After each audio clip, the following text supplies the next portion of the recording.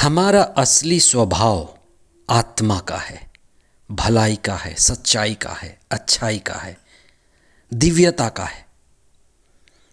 लेकिन जब हम अपने स्वभाव से भटकते हैं तो कुप्रभाव में होते हैं, हमारी दुर्गति होती है।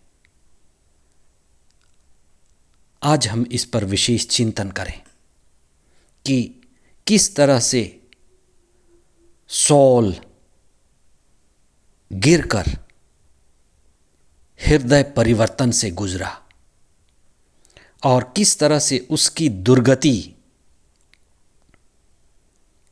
ईश्वर मिलन का कारण बनी और उस दुर्गति में वह ईश्वर को मिला और उसके जीवन में एक प्रगति आई और वह प्रगति ईश्वर संगति से आई।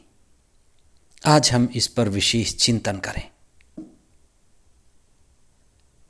वास्तव में जब हम ईश्वर का अनुभव करना चाहते हैं तो किसी न किसी माध्यम का सहारा लेते हैं।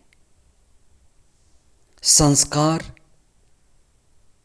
जो हमारे लिए एक शक्तिशाली माध्यम है, जिसके विषय में ईसा अपनी शिक्षा में कहते हैं कि वे स्वर्ग से उतरे हुए जीवंत रोटी हैं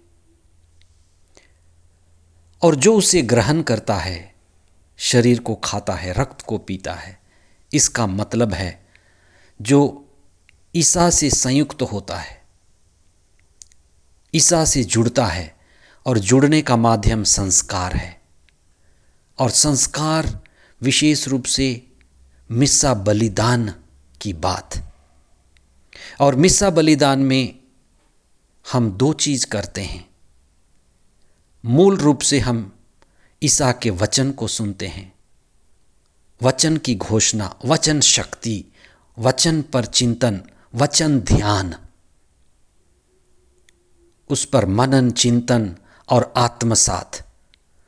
दूसरी बात, ईसा मसीह जो पुनर्जीवित हैं, सशरीर परम प्रसाद के रूप में हमारे जीवन में आते हैं। इसलिए ईसा को ग्रहण करना,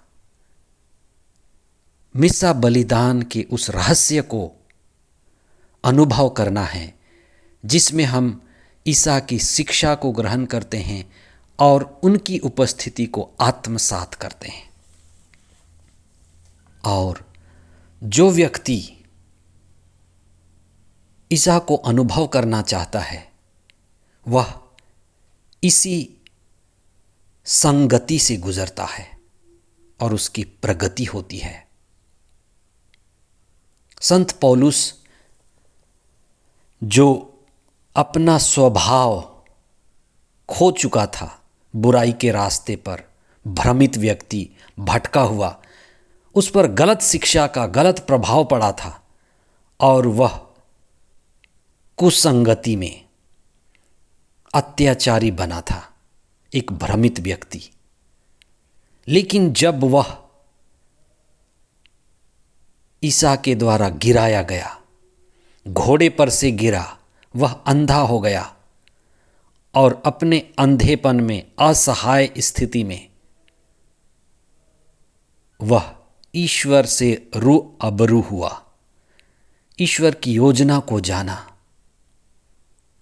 उसके अंधेपन में एक संत अनानियस उनके जीवन में आए जिन्होंने उनके लिए मध्यस्थ प्रार्थना की और उनके पापों का प्रायश्चित हुआ। उनका हृदय बदला, उनका जीवन बदला, उनकी आज्ञानता प्रभु ईसा की प्रज्ञा में परिवर्तित हो गई और वह अंधा दृष्टिहीन ईसा की आवाज़ को सुन पाया। ईसा उनसे कह रहे थे कि क्यों तुम मुझे सताते हो।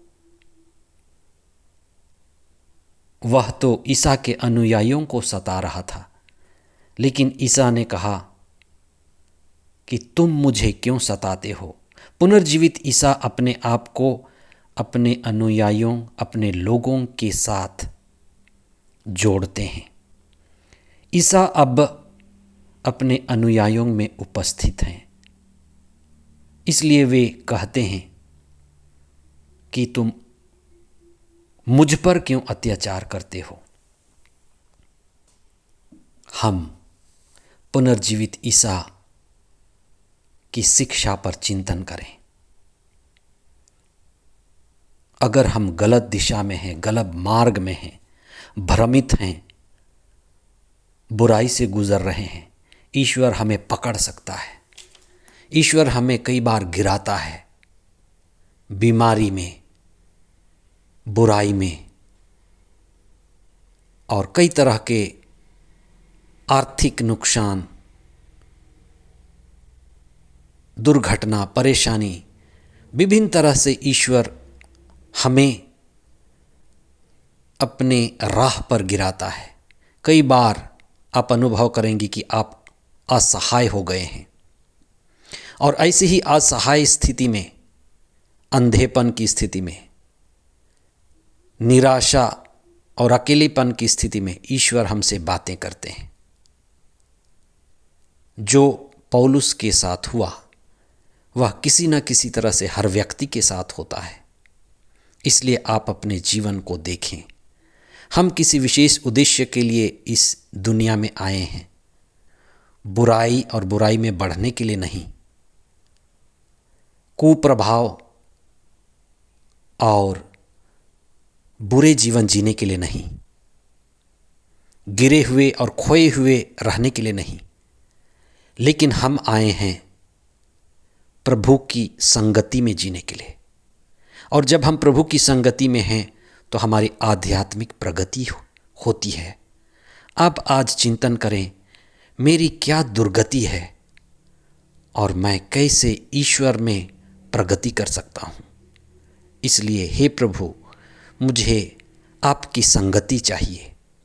प्रार्थना के द्वारा, दिव्य वचनों के द्वारा, पवित्र आत्मा की संगति से मैं आध्यात्मिक प्रगति करूं।